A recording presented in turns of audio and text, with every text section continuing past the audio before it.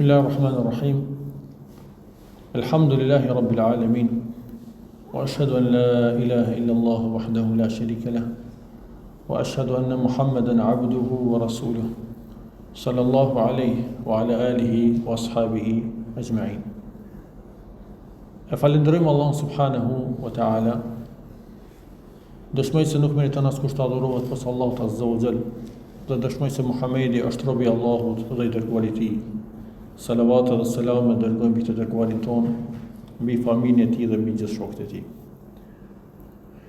Vazhdojmë me serinë e derseve ku jemi duke folur për mëkatet e mëdha, më saktësisht duke e shpjeguar librin El-Kebair, mëkatet e mëdha të dietarit Muhammed ibn Abdul Wahhab, rahimahullah, Allahu mëshiroft, e ku kemi përfunduar nga mëkatet ose prej mëkateve të zemrës, dhe autori mos siç e përmend mëkatet e mëdha të zemrës, ka lënë te mëkatet e gjuhës. Dhe vazhdon në kapitullin Babu tahdhiri min shirki lisan, min sharri lisan. Ka fillon me këtë kapitull që është rrezikshmëria nga sherri i gjuhës, ose rreziku ose keqja e gjuhës. Pra autori fillimisht don sjell ajete dhe hadithe të cilat tregojnë se çfarë sherri dhe e keqe mund vjen nga gjuha, e pastaj sjell një numër të mëkateve të mëdha që janë si rezultat e gjuhës ose të cilat i bëjmë me gjuhën tonë, ose i bëjnë njerëzit. Allahu na ruaj prej tyre. Autori fillimisht sjell ajetin kuranor: wa ibadur rahmani alladhina yamshuna ala al-ardi hawna wa idha khatabahum al-jahiluna qalu salama. Allah azza wa jall duke i përshkruar robët e tij, thot: dhe robërit e të gjithë me shirshmit, të cilët ecin në tokë me qetësi. Pra kjo është cilësia e tyre, nga aspekti i sjelljes, ecjes së tyre në për tokë, në rrugët të cilat i bojnë, në rrugtimet e tyre, janë të qetë. Dhe kur ata i sulmojnë ignorant, wa idha khatabahumul jahiluna qalu salama, ju përgjigjen atyre me selam. Pra ju përgjigjen atyre në formën e cila është paqe, pra cila nuk përmban në vete mëkat dhe gjëna. E pastaj ajo varet prej situatës, ose duke bë lutje për ta, nëse ata sulmojnë, shojnë, rëndojnë me fjalë, atëherë thënë Allah ju udhëzoft, Allah ju përmirësoft, ose në situata të caktuara edhe me hesht, s'paku mos me ja u kthy me ndonjë fjalë e cila përmban në vete mëkat e gjëna, e që realisht pastaj këtu nuk ka paqe dhe nuk ka shpëtim. Mirë, po shpëtimi dhe paqja ku është? Ose duke u kthy me ndonjë fjalë të mirë, ose duke hesht. Duke, nëse mundu më thonë, duke injoru. Gjithashtu, sjell ajetin kuranor: wa idha sami'u al-laghwa a'radu anhu. Allah subhanahu wa ta'ala flet për besimtarët kur ata dëgjojnë marrëzira, budallëçe, a'radu anhu, injorojnë ato, i shmangën atyre ose u akthejnë shpinën atyre. Pastaj edhe ajetin kuranor: ma yalfidhu min qawlin illa ladayhi raqibun atid, thot Allah azza wa jall. Dhe për çdo fjalë, pa që e thonë, pran ti, pran njeriut, është një mbikëqyrës atid, i gatshëm për me shënu dhe me regjistru. Çka tregon për kujdesin që njeri do të me pas në gjuhën e tij, se çdo fjalë do të regjistrohet, çdo fjalë do të shënohet dhe njeri ka me dhënë llogari për ta. Pastaj sjell disa hadithe, ku prej tyre sjell hadithin e Abu Hurairës radhiyallahu anhu, i cili përcjell nga i dërguari sallallahu alaihi wasallam tek e thonë: men kana yu'minu billahi wal yawmil akhir falyaqul khayran aw liyasmut. Thot pejgamberi sallallahu alaihi wasallam, kush beson në Allahun dhe ditën e fundit, le të flet fjalë të mira ose le të hesht. Ku realizohet kjo? Kjo realizohet vetëm atëherë kur njeriu e analizon fjalën para se me thonë. Nëse njeriu e analizon fjalën para se me thonë, e mendon mirë, atëherë mundet me orë këtë përfundim. Nëse është hajër, thuje, nëse është sherr e keqe, hesht. Por rreziku kur vjen, domethënë kur njeri vjen në gabim, kur nuk realizohet kjo, atëherë kur njeri nuk e kontrollon gjuhën e tij, nuk e analizon fjalën të cilën do të më nxjerr. Andaj njeriu, nëse ndalet dhe i mendon fjalët e tij para se më i thonë, i ka 3 situata.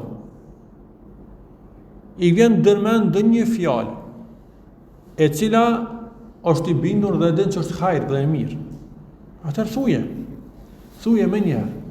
Shkon njëri në dërmend, të bën dhikr. Subhanallah, alhamdulillah. Të këshillon, lexon Kur'an. Çdo fjalë që është e mirë, një lutje, një ngushëllim, çdo fjalë që është e mirë, e analizon e mendon mirë, fjalë e hajrit, këshill e mirë, s'ka pasoja, atëherë e thot. Ose i vjen dërmend ndonjë fjalë e cila është gibet, o shpifje, është fjalë jo e vërtetume, është fjalë që është mallkim, ose është i natë, ose është... Atëherë, e din që është e keqe, e din që është sherr, e din që ka pasoja. Atëherë, njeriu do të largohet me njëherë, do të hesht. Dhe është situata e tretë, ku njeriu është në mendje, a o mirë me thonë, asë është mirë me thonë. A është e dobishme ajo fjalë, apo është e dëmshme? Nuk e din. Nuk mundet me orën një përfundim se a është hajër ajo fjalë, asë është hajër. A ka pasoja të mira apo negative. Atë në këtë rast hesht. Edhe në këtë rast hesht. Kështu që pejgamberi na bën thirrje në besimin e Allahut Azza wa Jall. Kush beson Allahun dhe ditën e fundit. Pra besimtari i cili beson në Allahun Azza wa Jall, i cili e dëgjon, i cili e sheh, dhe para cilit ka me dhënë llogari, dhe i cili shpërblen shumë ose ndëshkon.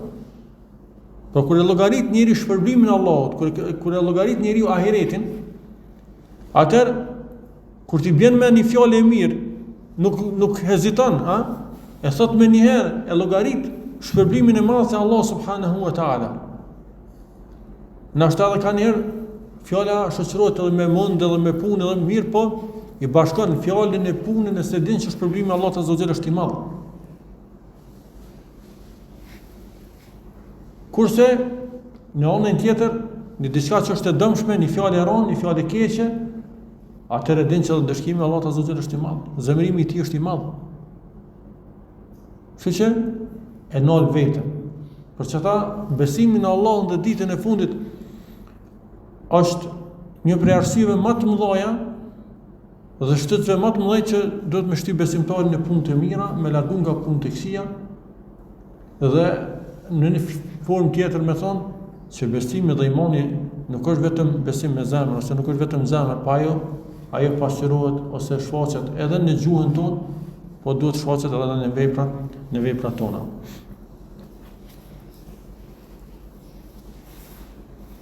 Gjithashtu autori sjell hadithin tjetër sahih që e shënon Imam Buhariu rahimahullah, thotë i dërguari sallallahu alaihi wasallam: "Men yadman li ma bayna lihyayhi wa ma bayna rijlayhi adman lahu al-janna."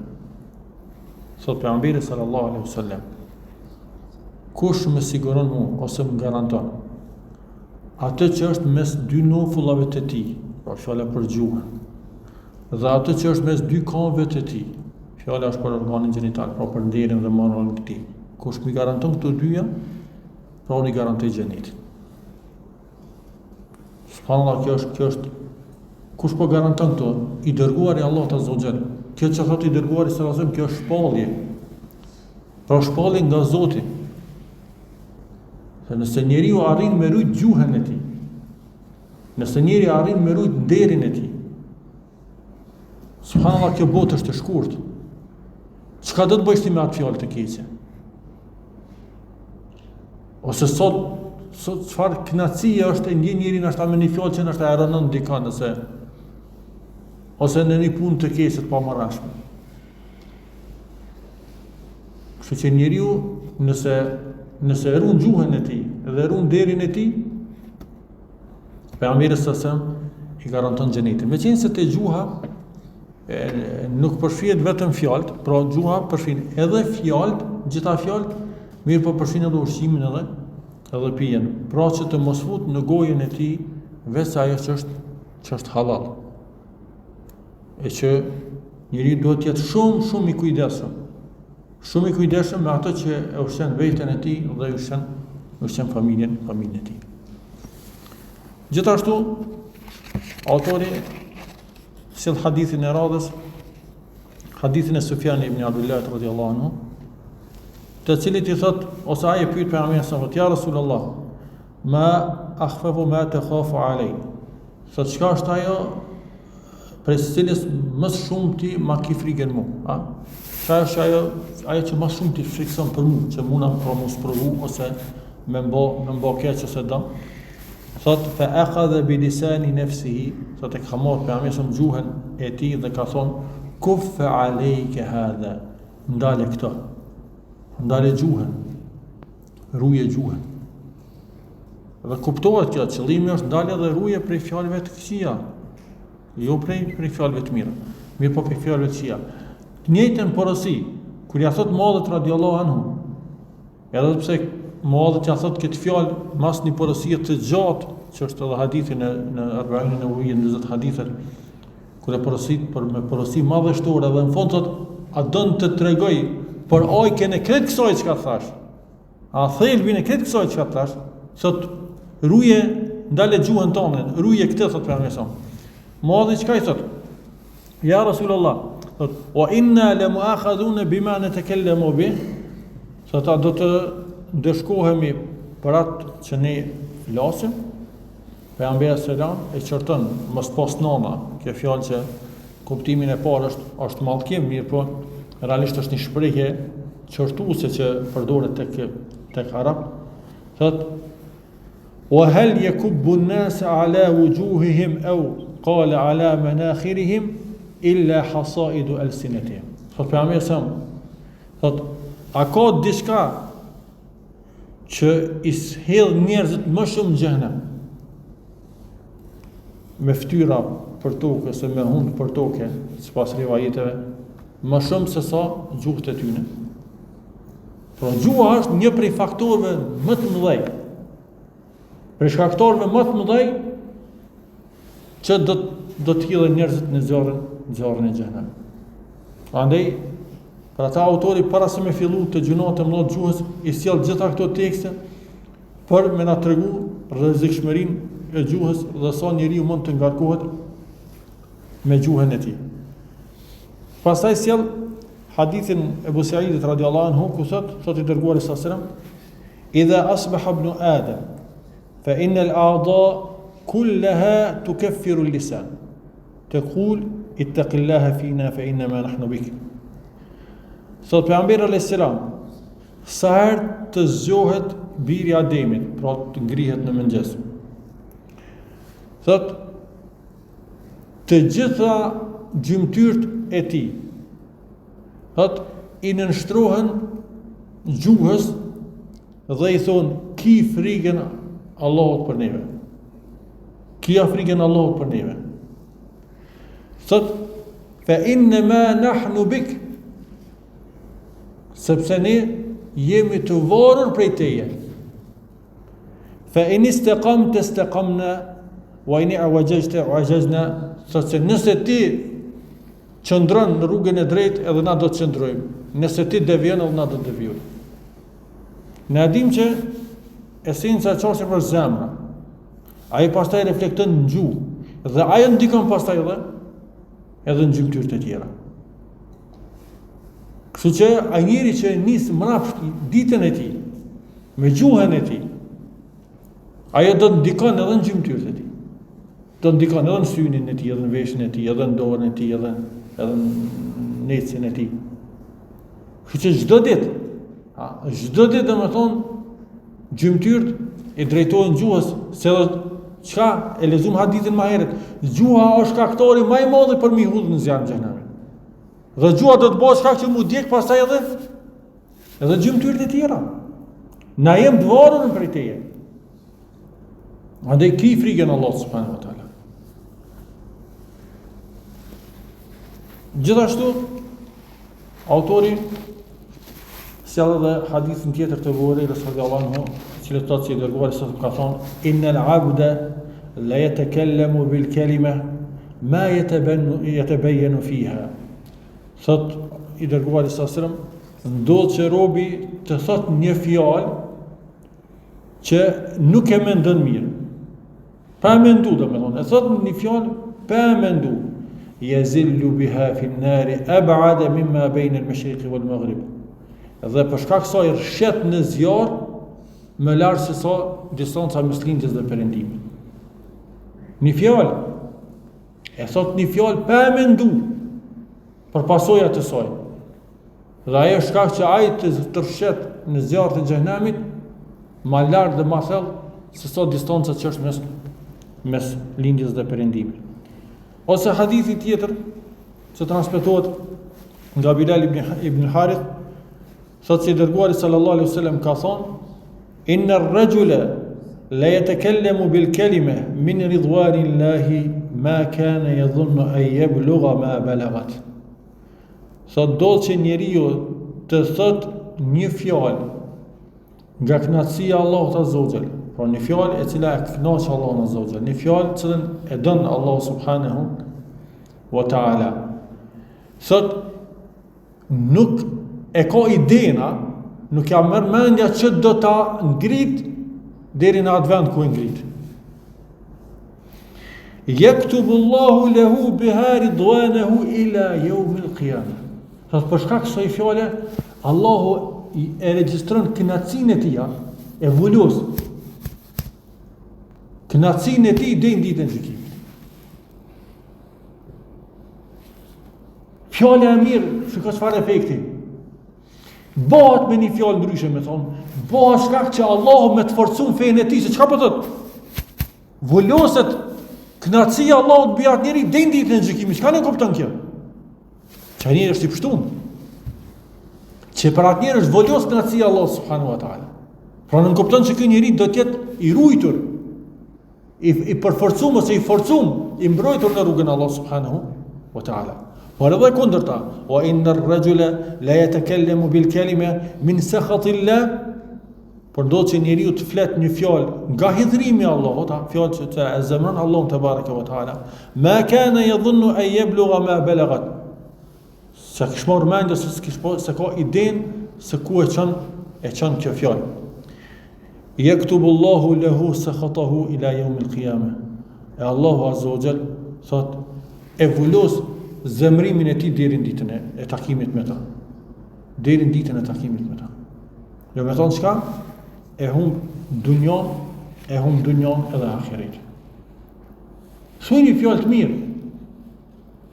Thuaj fjalën e mirë. Je duke nejt, je duke punu me gjumunës, bën edhe kënë Allah subhanahu wa ta'ala. Fjallët më të mira, katër fjallët më të mira që ne ka përmen Pejgamberi subhanallahu, alhamdulillah, wa la ilaha illallah, Allahu akbar. Ose fjallët që më shumti i dënë Allah subhanahu wa ta'ala. Po ashtu, hadithi tjetër që ka orë, thot Pejgamberi që këto fjallë janë më dashura për mu, se sot dunjoja edhe kretë çfarë të. Wallahi se sa molli dunjos, se sa kretë pasuria e dunjos. Këto fjallë janë më të dashura. Për arsye se hajri i tyre është i përhershëm me lejen e Allah subhanahu wa taala. Edhe për me kuptuar se sa rrezikshme është fjala e keqe dhe ku e çon njeriu, saqë vuloset zemrimi i Allahut mbi atë njerëz, për e sjell autori hadithin e fundit në këtë kapitull kur thotë se transmetohet se i dërguari sa më ka thonë, anna rajulan qala wallahi la yaghfiru Allah li fulan. Sot një njeri tha, pasha Allahun, pra është betu, për Allahun, Allah s'ka me fal filanin. Me qenë se hadith ka orë në transmitimet të ndryshme, një prej tyre është atë tregimi më gjatë, i konë shuk, njënë e konë adhuruesit e devotshëm, tjetri ka qenë mëkatar, dhe vazhdimisht e ka këshillu. Dhe një ditë i thotë, leje çështën time, lem mu dhe Zotin tim, edhe skoro më ke rëndu ose më ke lodh. Ai këtu e thot këtë fjalë pastaj. Wallahi Allahu s'do të falë. Atëherë shikoni se si përgjigjet Allah azza wa jall. Thot Allah azza wa jall, "Men dhal ladhi yata'alla alayya alla aghfira li fulan." Thot kush është ai i cili merr drejtën e gjykimit ose zotohet se unë s'do ta falë filanin? Thot qad ghafartu lahu, e kom falët. O ahbatu amalak, edhe kom shkatru punën tonë. Subhanallah, një fjalë. Me qenë se në kjo fjalë, kur e shpjegojnë dietarët, këtu ka vetë pëlqim, të këmenu njërë që vetë është adhuru, se është ku me di çfarë drejtët e Allahu, a merr atë drejtën që me gjyku mi tjertë, mi në shmu tjertë, e merr drejtën me gjyku atë që i takon Allahut azza wa jall. Mirë po e fjala, një fjalë po, i shkatruat krejt vepra e tij. Për ata ka ardhur, e përmend këtu autori, se përmend versionin më të shkurt, mirë po thotë, ka është përcjell nga Abu Huraira radhiyallahu se ky njeri ka qenë njeri i devotshëm, abid, një njeri asket, që ka bërë shumë ibadet. Mirë po Allah ja ka prish, ja ka shkatru krejt, ja ka shkatru punën e tij dhe ka falë atë personin për cilin ka thonë, nuk e falë Allah azza wa jall. Thotë Abu Huraira radhiyallahu anhu, thotë takallama bi kalimatin awbaqat dunyahu wa akhiratahu. Ka thonë një fjalë që ka shkatru dunjon edhe ahiretin. Një fjalë që ka shkatru dunjon edhe ahiretin. Shejhu përfundon me kaq, mirë po, deshta me përmbyll me disa fjalë që sjell Ibn Rajibi rahimahullah duke komentuar Sahih e Buhariut dhe tregon rrezikun e mëkateve të mëdha për me u shkatru veprat e njerit. So vllazërinë e dim, besimi i vërtet dhe bindja saktë e Ahlusunnetit është që me shkatru krejt veprat total, se që njëri me konë në xhenem është veç kufri, shirku. Mirë po, mëkatet e mëdha kanë mundësi me shkatru vepra dhe punë, as sa është mëkati i madh. Sa më i rënd tjetë mëkati, as më shumë vepra të mira shkatron. Sa më i shpesh tjetë mëkati, as shkatron vepra të mira. Dhe sa më shumë tjetë numri i mëkateve të mëdha, as më shumë. Sot Ibn Rajibi rahimahullah thot, argumentet nga selefi për prishjen e veprave të mira për shkak të gjunave të mëdha janë shumë. Yatulu istiqsa'uha, është gatmi sun për mbledhën gjitha fjalët e tyre. Thot, sa që ka thonë thot Hudhaifa radhiyallahu anhu, thot shpifja ndaj një motre muslimane, pra me akuzun nderin e saj, e shkatron punën e 100 viteve. Sjell pastaj e thot, ka thonë ata, rahimullah, thot do njeriu të flet në fjalë që zemron Allahun, çu shka hadithi më herët. Yahdimu biha amal 60 sene ose 70 sene, dhe shkatron punën e tij për 60 vjet, 70 vjet që ka punuar. Tani varësisht pe fjalës është e rënd, varësisht tani pe asoj mendjemasisë që thot vetpëlqimit të senit tjera tani që shoqërohen me ta. Vazhdon edhe thot Imam Ahmedi, thot qysh një njeri thot dihet i sigurt nga një shikim i cili mundet me aprish veprat e tij dhe punën e tij. Një shikim haram, mirë po që mundja, ku je ti sigurt që çaj shikim nuk bëhet shkak për çysh thot Imam Ahmedi, kuptimi i fjalës tij. Ku je sigurt që çaj shikim nuk ka shkak që me të prish vepra jote dhe puna jote.